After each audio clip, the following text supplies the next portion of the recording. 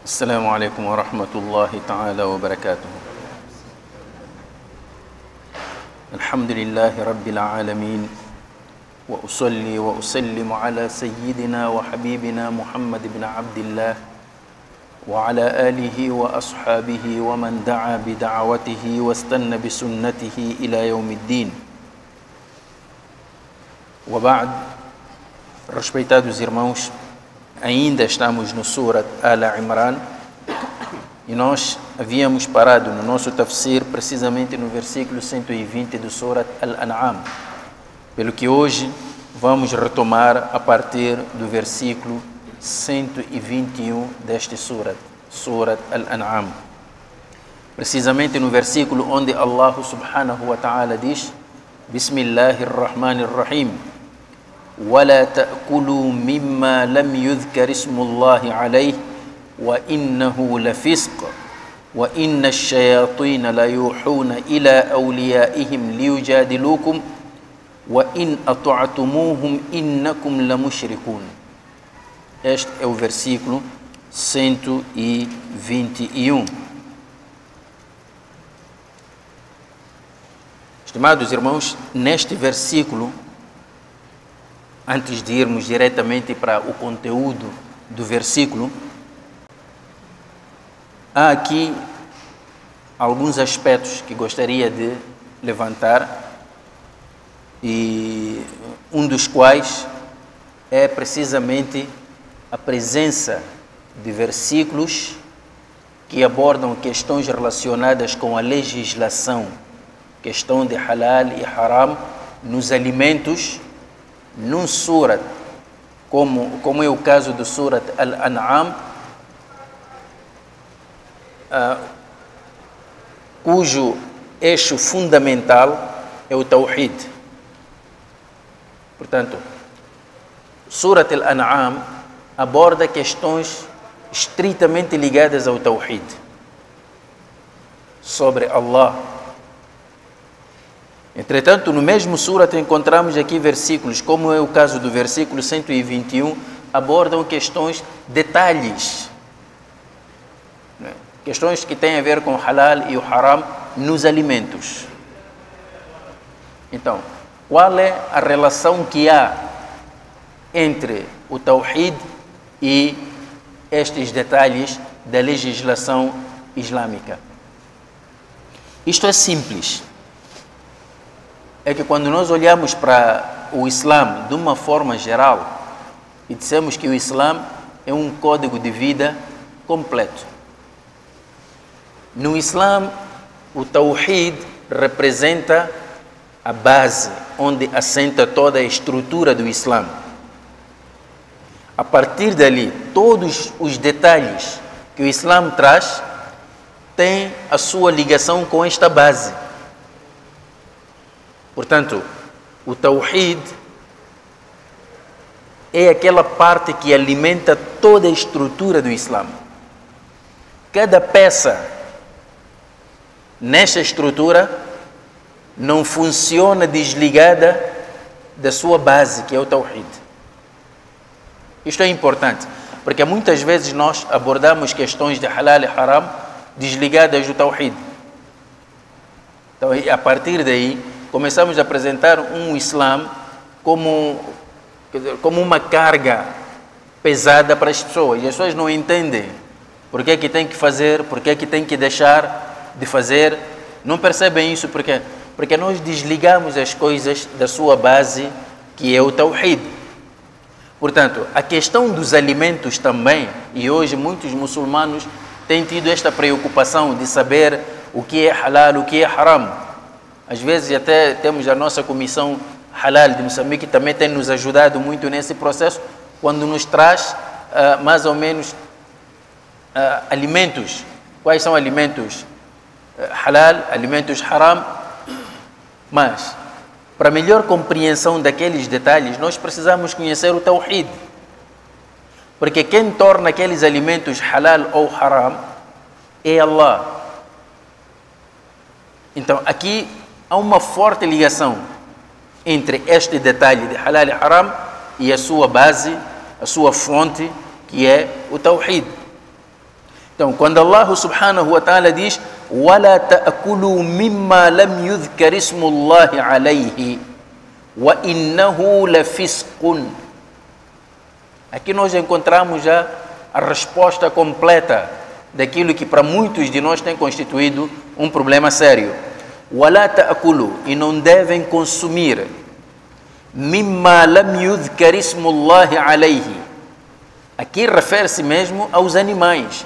Quer dizer, não devem consumir a carne do animal que não foi invocado o nome de Allah no momento do seu abate.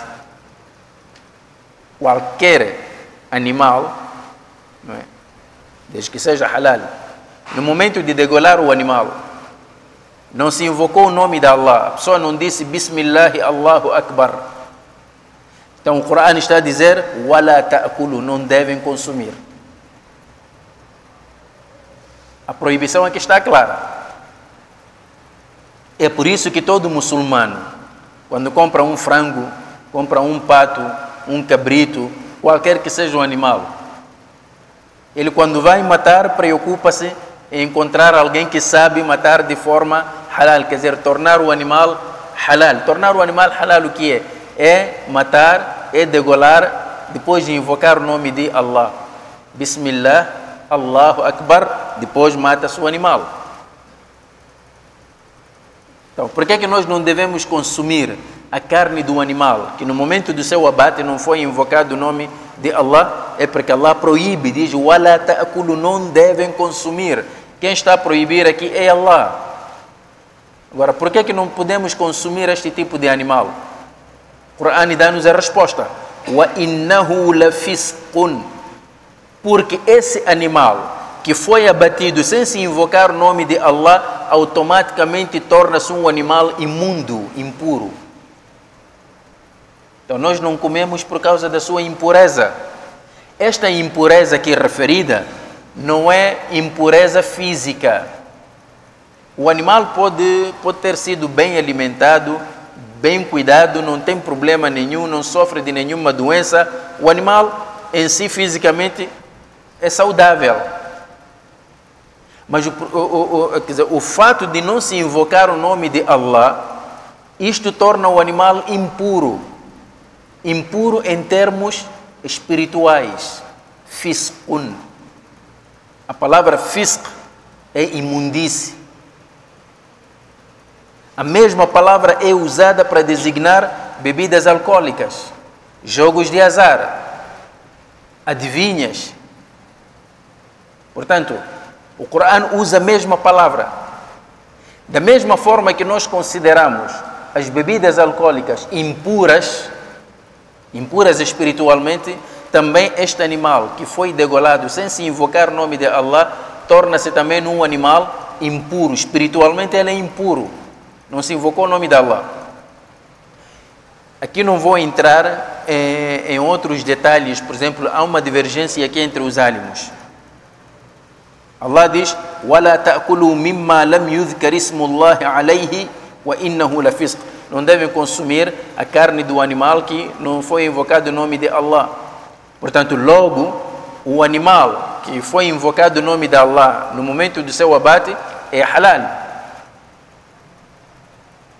Portanto, nós temos aqui dois tipos de animais. Um, invocou-se o nome de Allah, é halal. O outro, não se invocou o nome de Allah, é haram. Não podemos consumir.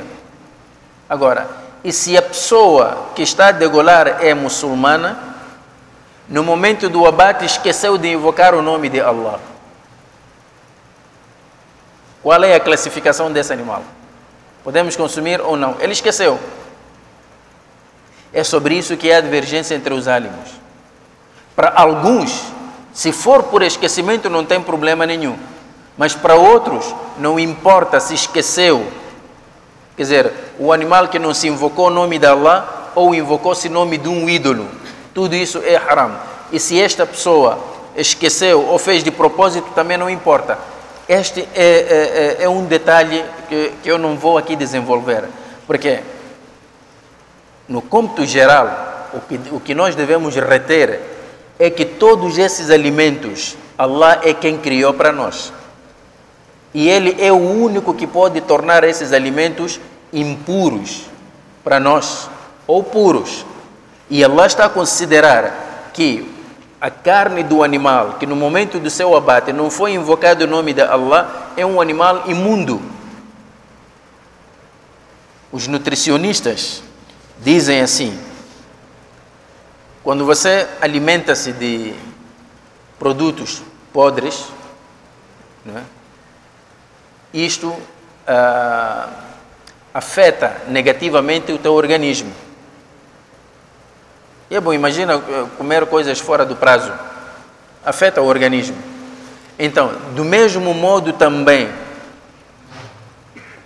consumir coisas espiritualmente podres também danifica a mente, danifica o sentimento do imã. Só que muitas vezes nós prestamos mais atenção nas coisas materiais porque sentimos o seu efeito de forma imediata.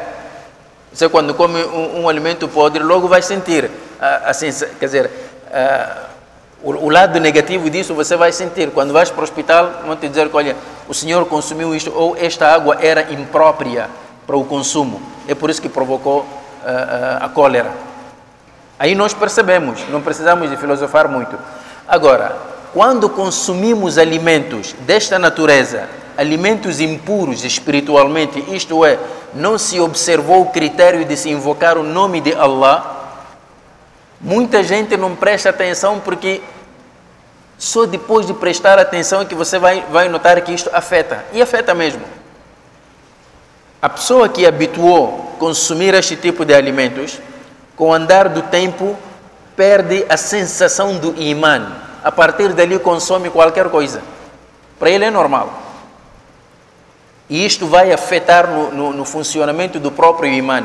Torna-se uma pessoa insensível relativamente às questões ligadas ao imã. Para ele é normal. Vou dar um exemplo. As pessoas que habituaram a conviver com o haram, não é? Repara que para esta pessoa, para certas muçulmanas, é normal casar com homens não muçulmanos. Elas não sentem nenhuma dificuldade em conviver com esse tipo de homens. Diz que não, ele respeita a minha religião, não me obriga a nada, cada um tem a sua religião, mas nós estamos unidos pelo amor, vamos viver. Por que é que ela acha normal este tipo de relacionamento? Porque a questão do halal e do haram, observando a vontade de Allah, não está presente na sua vida. O que está presente na sua vida é a sua vontade, a sua própria vontade. Não, eu quero, por isso faço. Então, não existe aquilo de que não, eu não faço isto porque Allah não quer. É por isso que Allah nos proíbe, nós não podemos habituar a conviver com o haram. Não podemos. Agora, no meio disto também talvez nós perdemos a sensação do haram, perdemos isso por quê? Porque depois Shaitan também faz o seu trabalho, não nos deixa em paz. É por isso que Allah diz: wa inna shayatina la yuhuna ila awliyaihim liyujadilukum. Então, os satanazes também inspiram seus protetores, inspiram seus prosélitos para discutirem convosco a respeito do halal e do haram. Deixe-me dar-vos um exemplo. Você tem amigos, andam juntos, brincam, conversam, depois saem, entre amigos, vamos passear, tudo, ou a uma festa, vão para ali. De repente os teus amigos estão a beber. Você está sentado na mesma mesa e você pede um refresco, ou um sumo, ou uma água. Que tal? Qual tem sido a reação dos amigos? Vejam lá este fanático. Maulana, não é? Não bebe. Você não sabe o que perde. Quer dizer, vão te cutucando assim mesmo. Gozam contigo. Querem discutir contigo. Mas já diga-me lá agora. Por que isto é haram? Isto não faz mal. Só é haram se você beber muito, mas pouco só para socializar, não tem problemas. Quer dizer, gozam contigo e o mais fraco no imã pode ceder. Diz que senão vão achar mesmo que eu sou um atrasado. Deixa lá beber um pouco para mostrar a eles que eu também sou liberal. Estes amigos que discutem contigo e aliciam-te desta forma, você às vezes pode não compreender porque é que isso acontece, mas é o que o Corão está a dizer, é o Shaitan que inspira ele para discutir contigo. Reparem, numa mesa onde todos estão a beber refresco e um só está a beber bebidas alcoólicas, ninguém goza com ele. Mas basta ver 5 deles a beberem, você é o único que está a beber água, todos eles viram-se contra ti. São efeitos do Shaitan. É por isso que nessas condições não há melhor coisa para salvaguardar o seu imã do que retirar-se. Esse tipo de amizades não servem para nada. E é aí que os álamos aconselham evitar sentar com esse tipo de pessoas.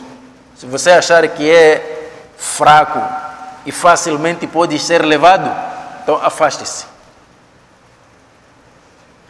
وَإِنَّ الشَّيَاطِينَ لَيُوحُونَ إِلَىٰ أَوْلِيَائِهِمْ لِيُجَادِلُوكُمْ. Mas, entretanto, Allah subhanahu wa ta'ala diz وَإِنْ أَطَعْتُمُوهُمْ. E se vocês obedecerem a eles, إِنَّكُمْ لَمُشْرِكُونَ, vocês tornam-se mushrikin. Mushrikin em que sentido? Porque vocês naquele momento deixam de obedecer a Allah, passam a obedecer a eles. Então logo vocês estão a adorar a eles. Portanto, a obediência para violar as normas de Allah e acomodar a satisfação dos amigos é shirk também. Está aqui o Corão logo a dizer. Diz, não, vou beber para eles não pensarem que eu sou tão fanático assim. Ou vou beber só para agradar a eles, já que eles querem que eu beba. Vou beber só para agradar a eles, para não perder meus amigos. Então você está a fazer shirk. Então shirk não é só adorar ídolos. Esta forma de obedecer criaturas, desobedecendo a Allah, também é uma forma de shirk. Porque você colocou o amor deles em primeiro lugar, a vontade deles em primeiro lugar. Então é por isso que o Corão Al-Karim nos proíbe disto. Portanto, nos alimentos que nós consumimos, temos que observar a questão do Tawhid. Mas antes de sairmos aqui da questão dos alimentos, eu queria trazer aqui um hadith de Aisha, radiyallahu anha.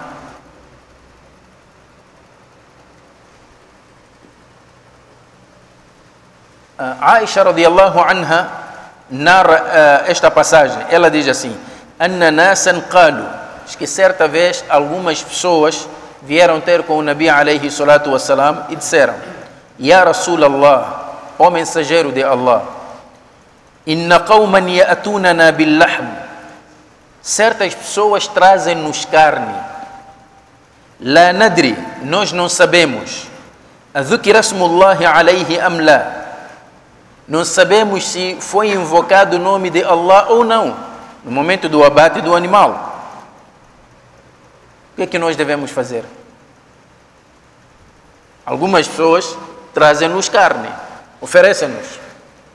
É carne só. Agora, quando o animal foi abatido, nós não estávamos presentes. Nem sabemos também se eles tiveram o cuidado de invocar ou não o nome de Allah subhanahu wa ta'ala. Então, nesse caso, como é que nós devemos proceder? O Nabi alayhi salatu wassalam, em resposta, disse: Sammu alayhi antum wa kulu. Invoquem vós o nome de Allah e comam. Esta é a facilidade do Islã. Mas aqui sobre este hadith, os álamos já explicaram muito.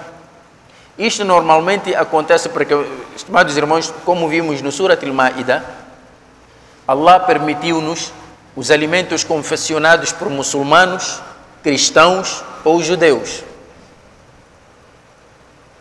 Quer dizer, o animal que um judeu ou um cristão ou um muçulmano abate é halal para nós, de acordo com o 3º versículo do Surat Al-Ma'idah. Fora destes, já não somos permitidos. Agora, se você está numa zona onde é maioritariamente habitada por judeus ou cristãos, ou muçulmanos até, então trazem-te este tipo de carne. E você sabe que o Islã permite a carne do animal que foi abatido por um judeu ou cristão. Então o que é que tens que fazer? Então aplicas este hadith. Esta é a facilidade do Islã. Nabi alayhi salatu wassalam, as pessoas perguntaram: Ya Rasulallah, algumas pessoas trazem-nos carne, oferecem-nos, não sabemos se invocaram o nome de Allah ou não, vamos deitar a carne? Diz que não. Sammullaha alayhi antum, sammu alayhi antum, vocês invoquem sobre a carne o nome de Allah dizendo Bismillah, wa kulu, e comam. Isto acontece por quê? Porque muitos irmãos muçulmanos às vezes nos perguntam: Sheikh, eu vou num hotel, às vezes viajo e fico num hotel, o hotel é de um cristão, ou estou numa zona maioritariamente cristã, então eu prefiro ser vegetariano, mas gosto daquela carne, mas não sei se invocar o nome de Allah. A pessoa pergunta: é carne de quê? Cabrito, vaca, porque se for carne de porco deixa, não importa se invocou o nome de Allah ou não, é carne de porco. Agora, carne halal, como carne de vaca, está aqui. Então não precisa sofrer muito, o Islã dá-nos essa facilidade. Eu sei que há alguns que não gostam disso, sabe? Há pessoas que o Islã, quanto mais difícil for, melhor para eles, né? Bom, quem quiser ficar, quer dizer, castigar-se dessa forma, que faça, mas não pode obrigar os outros também a fazer o mesmo, quando o próprio Islã dá-nos estas facilidades. Eu lembro-me uma vez, estimados irmãos, quando ainda estive a estudar, vinha com um amigo, vinhamos do Sudão, vinhamos de férias. Então, quando saímos da Etiópia para a África do Sul, no avião estava também um moço, estava sentado assim sozinho, e servem a refeição. O homem não quis comer. E então nós perguntamos: mas por que não queres comer? Ele disse: olha, porque eu não sei esta carne, que tipo de carne é. Eu disse: olha, pelo cheiro parece carne de vaca, mas vamos perguntar. Realmente perguntamos à hospedeira. Ela disse que sim, é carne de vaca. Isso está aí, é carne de vaca, podes comer. Ele disse: olha, mas mesmo assim não sei como é que essa vaca foi degolada. E nós explicamos este hadith, ele nem quis saber. Remetemos-lhe ao versículo 3 do Surat Al-Ma'idah, também nem quis saber.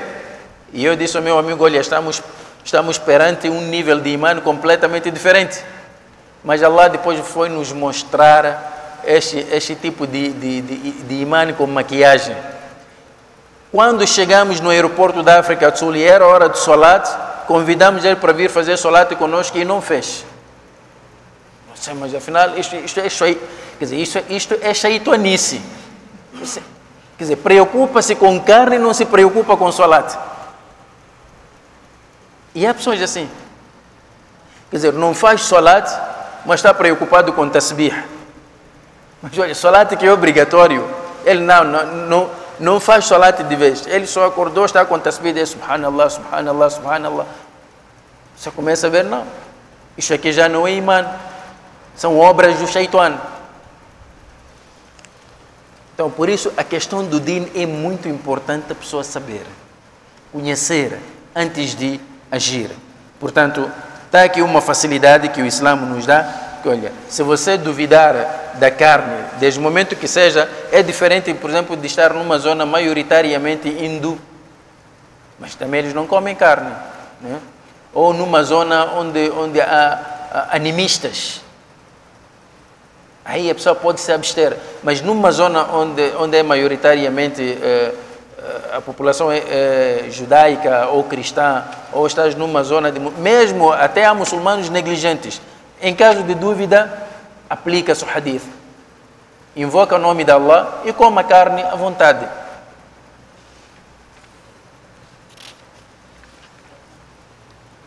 Então, isto também mostra que o Islã é um todo. O Islã não pode ser dividido em partes. Portanto, quando estamos a falar da questão de halal e haram nos alimentos, estamos a falar do Islã. A questão do tawhid, estamos a falar do Islã. Por isso, o Islã é um código de vida completo. O maior erro que nós cometemos às vezes é repartirmos o Islã. É quando repartimos o Islã. Então, falamos em peças de Islã. Cada um apega-se numa coisa e diz que este é o Islã todo. Há pessoas que no Islã não falam de outra coisa senão de adab, só. Adab de entrar na casa do banho, adab de sair da casa do banho, adab de entrar na mesquita, adab de sair da mesquita, adab de entrar em casa, adab de sair de casa, adab de entrar no meio de transporte. Só o Islã dele só resume-se nisto. Há outros que o Islã dele só se resume nos duás. Pequena coisa, quero doar. Isso é importante. Ele só preocupa-se em doar de comer, doar de dormir, doar daquilo, kalima, não sei o que. Islã dele é só assim. Até quando manda o filho para a madraça é só para aprender doar. Não estuda mais outra coisa do Islã. Então, isto para dizer que quem pensa assim está errado. O Islã é um todo. Enquanto aprendes doar, aprendes também regras de halal e haram. Enquanto aprendes regras de halal e haram, aprendes também as balizas que o Islã estabeleceu para explicar questões relacionadas com a economia. O Islã é tudo isto. Então não podemos pegar só partes do Islã só. Só isso. O mais engraçado é que há pessoas que, quando não pintam os olhos, não é? Pintar os olhos, ou pintar a barba com mendi, ele acha que ainda não praticou o Islã. Só com aquilo é que ele se torna muçulmano. Mas olha, Islã não são só essas coisas. Islã é um todo. E você tem que se preocupar com esse todo. Porque cada uma dessas partes aí é Islã. Então é por essa razão que Allah, enquanto está a nos falar de tawhid, vai nos falar também de questões de halal e haram nos alimentos. Qual é o tipo de alimento que devemos consumir, qual é o alimento que não devemos consumir, mas tudo isso dentro do mesmo pacote de tawhid, porque em tudo isso nós estamos à procura de agradar a Allah subhanahu wa ta'ala. Então mais adiante Allah subhanahu wa ta'ala diz no versículo 122: أَوَ مَنْ كَانَ مَيْتًا فَأَحْيَيْنَاهُ وَجَعَلْنَا لَهُ نُورًا يَمْشِي بِهِ فِي النَّاسِ كَمَنْ مَثَلُهُ في الظلمات ليس بخارج منها كذلك زين للكافرين ما كانوا يعملون.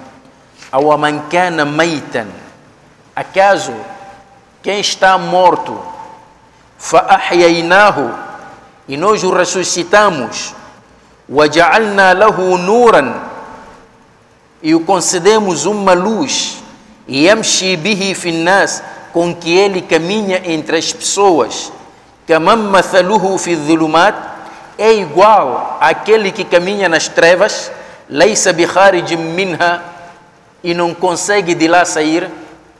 Quer dizer, aqui Allah subhanahu wa ta'ala estabelece uma comparação.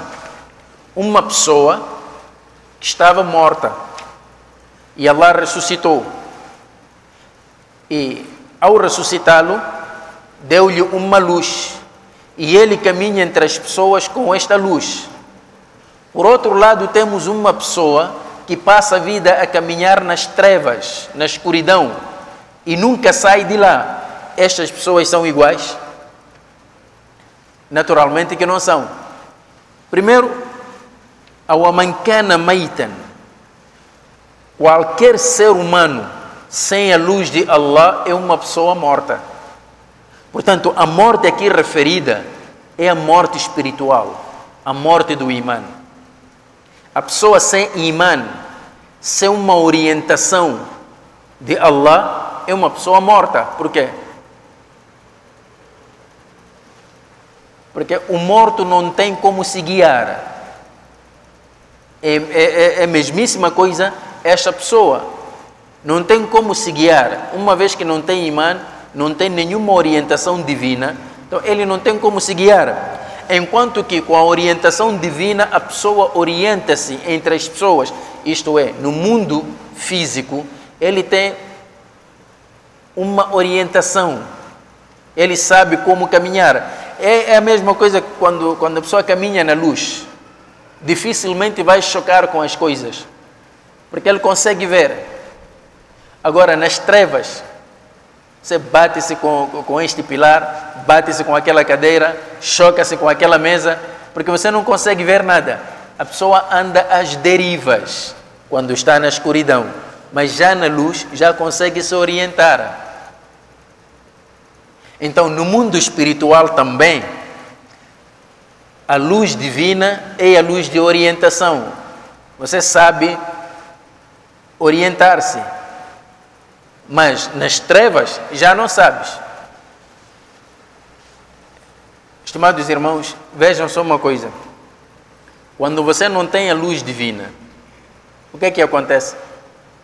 Só confias nas filosofias dos homens. Você perde-se.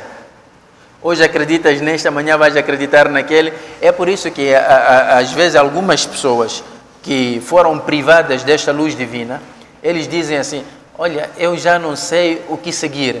É que estes álimos, este diz isto, aquele diz aquilo. Sabe, hoje em dia, cada mesquita tem sua filosofia. A melhor coisa é você abandonar tudo isso. Esta é uma pessoa que não tem luz divina, porque está a seguir os homens, as filosofias dos homens. Mas quando você tem a orientação divina, a luz de Allah, as pessoas até podem se divergir, mas facilmente você vai identificar de que não, aquele o que falou está certo, aquele o que falou está errado. Como é que você consegue perceber, identificar que este está certo, aquele está errado? Porque você tem luz divina, e é essa luz divina que te ajuda a avaliar. É essa luz. Agora, quando não tens essa luz, não tens essa orientação, qualquer pessoa pode te enganar.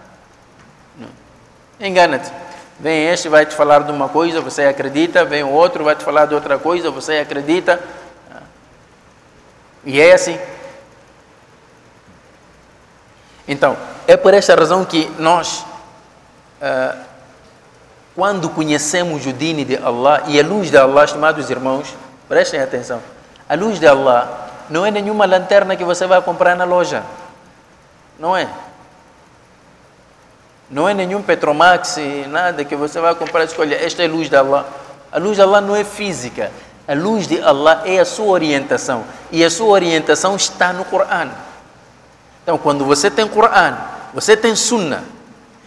Estimados irmãos, quero vos contar só uma passagem. Coisas verídicas.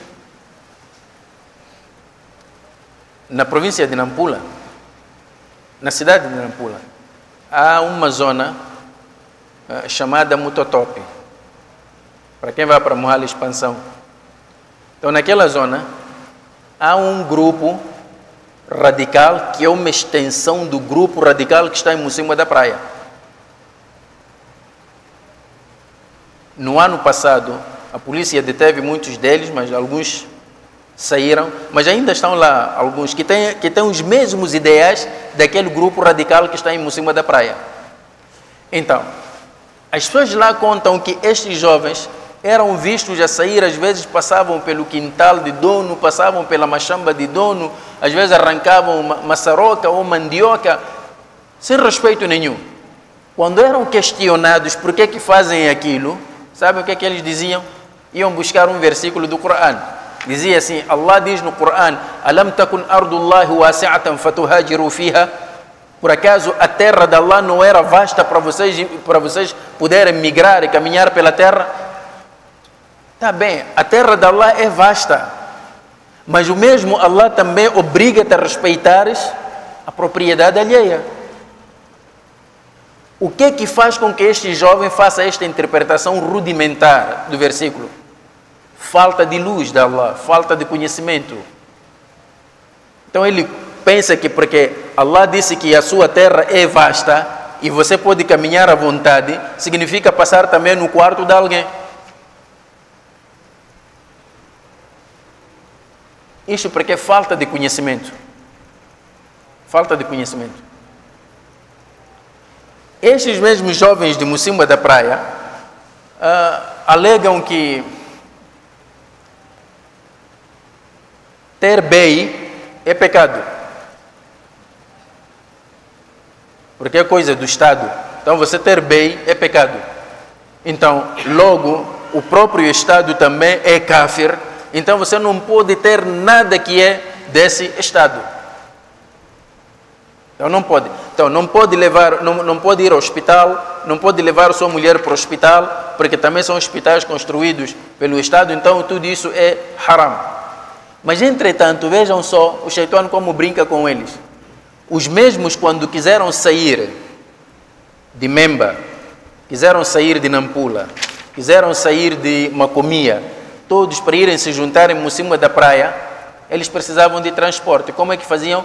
Vendiam seus bens. Até uma casa a ser vendida por 50 mil meticais, eles vendiam, então usavam o dinheiro para chegar lá. Entretanto, naquele dinheiro, tem ali a imagem de Samora. Samora não era muçulmano. Estão a ver como que o Shaitão apanha eles? Falta de entendimento, falta de conhecimento. Então, quando a pessoa não tem a luz de Allah, não domina, não sabe manusear o Corão e o Sunnah, torna-se vítima do próprio Shaitão. E o Shaitão começa a brincar com ele dessa forma. É assim. Então, mas quando você tem a orientação de Allah, as coisas ficam claras. Ninguém te engana. Por isso que nós temos que fazer um esforço para compreendermos. Então, é nesse sentido que Allah diz: "Awaman kana maitan", acaso quem está morto, fa'ahyainahu, e o ressuscitamos, "waja'alna lahu nuran yamshi bihi fi nas", e concedemos-lhe luz com que ele caminha entre as pessoas. "Kaman mathaluhu fi dhulumati laysa bi kharijin minha", então é igual àquele que caminha nas trevas e de lá nunca mais pode sair. Naturalmente que não são iguais. Não são iguais. Isto é a história de alguns irmãos, mashallah, apesar da preocupação, nem nós entendemos isso. Dizem assim: olha, muçulmano não pode usar gravata, haram. E você pergunta: mas qual é o argumento? Diz que você então não está a ver que a gravata tem um formato de cruz. Ele não percebe o que está a dizer. Alguém veio ter comigo e disse-me: olha, chefe, não pode usar gravata porque a gravata tem formato de cruz. Eu disse: então, pela sua lógica, tudo que tem um formato de cruz é haram. Ele disse: não é isso que eu queria dizer. Então, repete lá. Disse que não, eu só estava a dizer que não pode usar gravata. Eu disse: isso já entendi. E o teu argumento é que o problema é que a gravata tem um formato de cruz. Não foi isso? Diz que sim. Diz que, então, logo, tudo que tem formato de cruz é haram. O homem pensou, disse que sim, era isso mesmo que eu queria dizer. Então, eu disse: olha, meu irmão, então o haram não começa na gravata, começa contigo mesmo. Temos que te tirar a cabeça. Porque você, quando faz isto, vai ser uma cruz.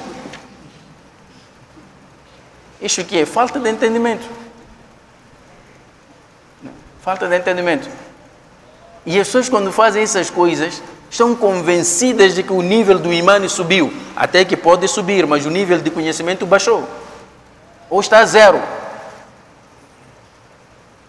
Então, quando o depósito do conhecimento está vazio e o depósito do imã está cheio, acaba criando esse tipo de patologias. Isso chama-se imã patológico.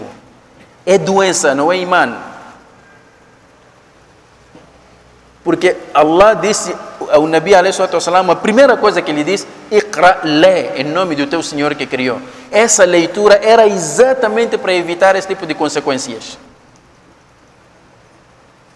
O imã pode subir, alhamdulillah, mas também o conhecimento tem que subir. Tem que procurar aprender. Não é só basear-se num hadith.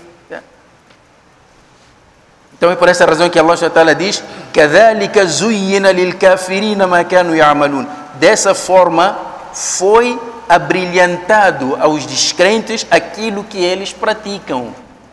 Está a ver, estimados irmãos? Isto que nós estávamos aqui a dar exemplos, na verdade, é o Shaitão que abrilhanta essas coisas. Convence a pessoa de que tornou-se num grande álimo com base num hadith só. e diz que, olha, esses que foram estudar e nós não somos melhores. Sabe um deles o que é que dizia, estimados irmãos? Esses álimos nossos, via WhatsApp, sabe um deles o que é que dizia? Dizia assim: a gente sabe e sabe que sabe demais. Quer dizer, um álimo não diz isto. Não é? Um álimo não diz isto. Então, estimados irmãos, quando o Shaitã começa a brilhantar-nos, faz-nos convencer de que aquilo que estamos a fazer é que é o correto. Mas isto que estamos a fazer, quando vamos avaliar à luz do Corão e Sunna, vamos ver que, afinal de contas, nós estávamos num evidente erro. Então, mais adiante, Allah subhanahu wa ta'ala diz: وَكَذَلِكَ جَعَلْنَا فِي كُلِّ قَرْيَةٍ أَكَابِرَ مُجْرِمِيهَا لِيَمْكُرُوا فِيهَا وَمَا يَمْكُرُونَ إِلَّا بِأَنفُسِهِمْ وَمَا يَشْعُرُونَ. وَكَذَلِكَ جَعَلْنَا فِي كُلِّ قَرْيَةٍ أَكَابِرَ مُجْرِمِيهَا. E desse modo, nós fizemos em cada cidade, fizemos com que em cada cidade, akabira mujrimiha, fizemos com que em cada cidade os mais corruptos nela, liyamkuru fiha. Vejam só. Wakadhalika ja'alna, dessa forma nós fizemos, fi kulli qaryatin, em cada cidade, akabira mujrimiha, os mais corruptos dela, na cidade. Quem são os mais corruptos de uma cidade? Normalmente, os mais corruptos em qualquer cidade são aqueles que da corrupção têm vantagens. Quem não tem vantagem na corrupção não se torna corrupto. Só aquele que vê vantagens na corrupção torna-se corrupto. Mas quando estamos a falar da corrupção aqui, estimados irmãos, não é apenas ao nível daquilo que nós conhecemos como aquilo que ocorre nos dias de hoje. A corrupção, por exemplo, em Moçambique, não é algo estranho. É uma coisa que toda a gente sabe. E a corrupção não está apenas num determinado grupo. Está do topo à base. Isso todos nós sabemos. É verdade que a parte mais visível é a parte do topo, né? Mas a base também não foge da regra. Há muita corrupção aí. Então, normalmente, aqueles que se beneficiam com a corrupção têm interesses, têm vantagens. Estes é que são os maiores corruptos de qualquer cidade. E eles vivem à base dessa corrupção. E a maior corrupção na face da terra é desviar as pessoas de conhecer um verdadeiro Criador. Muita gente não sabe disso, pensa que a corrupção é só na economia. Não. A maior corrupção é desviar as pessoas. Isto é, estes que se beneficiam com a corrupção criam vários tipos de entretenimento exatamente para esvaziar as mesquitas, para pôr as pessoas preocupadas com coisas inúteis e fúteis lá fora. Normalmente nas zonas urbanas é onde existe mais isso. Nas nossas casas, acham que há tempo para as nossas irmãs, nossas mães, nossas tias, nossas esposas fazerem salat? Não há, porque aquilo é assim. Começa uma novela atrás da outra. Quando acaba uma, está a entrar outra. Depois este programa, depois daquilo é futebol, depois do futebol, não sei, quer dizer, programa atrás de programa, e cada programa chama para o outro, você já não consegue sair dali. Você já não consegue sair dali. Nós, no passado, eu pelo menos cresci a ver as crianças até 17 horas já estavam todas em casa. Tomavam banho, jantavam. 18, 19 já dormiram.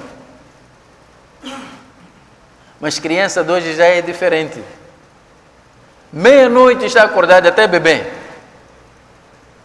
Está acordada. Não dorme para quê? Está no game. Porque o pai comprou um televisor plasma, pôs no quarto, tem tablet, tem o telefone, tem PlayStation. E a criança sai de um jogo para o outro, de um jogo para o outro. Como vê o pai também assistir futebol até a hora da Al-Fajr, faz tahajjud com futebol, ele também faz tahajjud com game. A partir daqui, esta criança, até aos 30 anos, vai apanhar todo ele cansado. Quando olhas para ele, parece que tem, já lá vai para os 80 e tal anos, mas só tem 30 anos. O corpo já está cansado. Então, normalmente, aqui, estimados irmãos, vejam, quer dizer, o que o mundo hoje produz serve exatamente para entreter as pessoas e não há tempo para aprender dini, não há tempo para salat, não há tempo para nada. Estes são os maiores corruptos. Então, Allah traz estes em cada cidade para continuarem a praticar a corrupção nela. Só que وَمَا يَمْكُرُونَ إِلَّا بِأَنفُسِهِمْ وَمَا يَشْعُرُونَ. Mas eles, tudo aquilo que fazem, aquela conspiração toda contra o dini de Allah, não prejudica senão a eles mesmos. Quer dizer, o dini de Allah não sai prejudicado. As pessoas é que saem prejudicadas. E no tempo do Nabi alayhi salatu wassalam, acontecia isto, em que pessoas olhavam para o Nabi alayhi salatu wassalam e menosprezavam. E diziam assim, não, Muhammad não pode ser mensageiro de Allah. Porque eles achavam-se mais do que o próprio Nabi. E diziam assim, se Muhammad recebe uma revelação, então por que esse Allah não manda para nós também? Eles também queriam ser mensageiros. Olha, aquilo que Muhammad diz, nós também podemos dizer. Veja o que Allah diz. وَإِذَا جَاءَتْهُمْ آيَةٌ.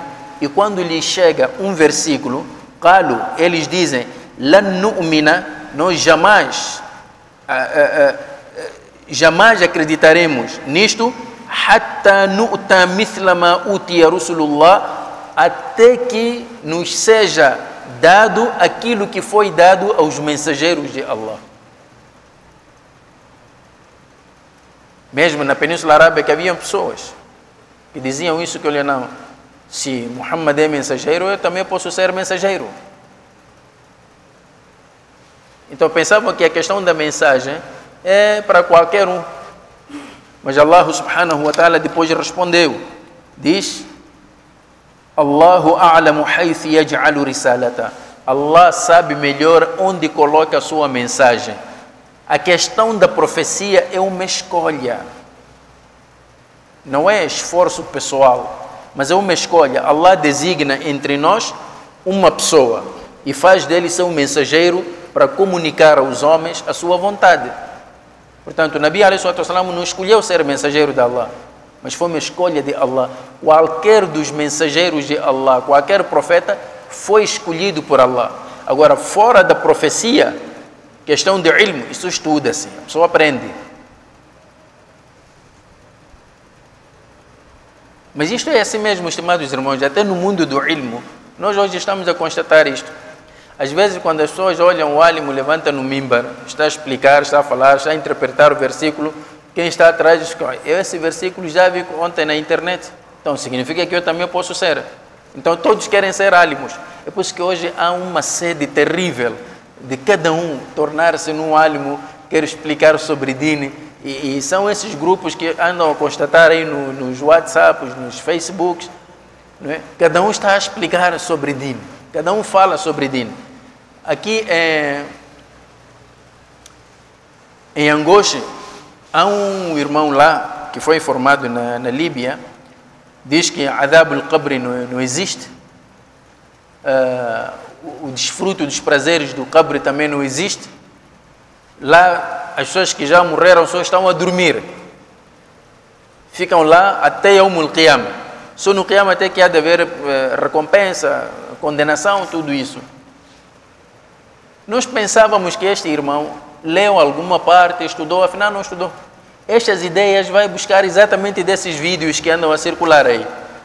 Ele vai buscar este material todo de um estudioso sírio. Chama-se Ali Mansur Kayali. Ali Mansur Al-Kayali. Eu já vi alguns destes vídeos dele. Ele é um físico. Portanto, em termos de Sharia, não se formou lá. Ele formou-se mais na ciência, tudo isso, e faz isso. E este homem, quando explica, há coisas que acerta e há coisas que não acerta. Por exemplo, uma delas é isto sobre Adab al-Qabr. Ele foi infeliz, mas o nosso irmão lá em Angoche não teve o cuidado de saber discernir entre o que é certo e o que está errado, porque talvez faltou-lhe a base que é o Corão e Sunna. E foi fazer aquelas interpretações rudimentares dos versículos e caiu no erro que caiu. É por isso que, mais uma vez, estimados irmãos, é preciso compreender. Esta coisa de ilmo não é brincadeira. Eu sei que há muita gente que tem esta vontade de aparecer como grandes álimos que não precisaram de estudar. Alguns deles pode ser que em algum momento sonhou com Jibril, abriu-lhe a cabeça, encheu-lhe de ilmo. Mas isto é preciso estudar. É preciso saber interpretar. E a interpretação também tem seus próprios mecanismos. Não é qualquer pessoa que interpreta a lei, da mesma forma que não é qualquer pessoa que interpreta o Corão. Há regras. Às vezes as pessoas fazem interpretações dos versículos fora do seu contexto. Quer dizer, retiram o versículo do seu contexto. E isso é nocivo. Não podemos pensar assim. Então, tudo isto são obras do Shaitan. É por isso que estes também antigamente diziam: nós também queremos ser como mensageiros de Allah. Queremos receber também como os mensageiros de Allah receberam. Mas Allah diz: Allahu a'lamu haythu yaj'alu risalata. Allah melhor do que ninguém sabe onde coloca a quem ele escolhe para confiar a sua mensagem. Agora, quanto àqueles que rejeitaram a mensagem de Allah, preferiram corromper na terra, sayusibu alladhina ajramu, aqueles que cometeram esses crimes, então eles serão atingidos, sagharun inda Allah, por uma humilhação perante Allah, serão humilhados perante Allah, wa adhabun shadid, e um castigo doloroso, bima kanu yamkurun, por causa das conspirações que faziam contra o dini de Allah subhanahu wa ta'ala. E nós vamos parar aqui neste versículo 124 para, na sexta-feira, inshallah, até lá, se Allah nos agraciar com vida e saúde, retomarmos o nosso programa de tafsir a partir do versículo 125 do Surat Al-An'am. Jazakumullahu khairan, wassalamu alaikum wa rahmatullahi ta'ala wa barakatuhu.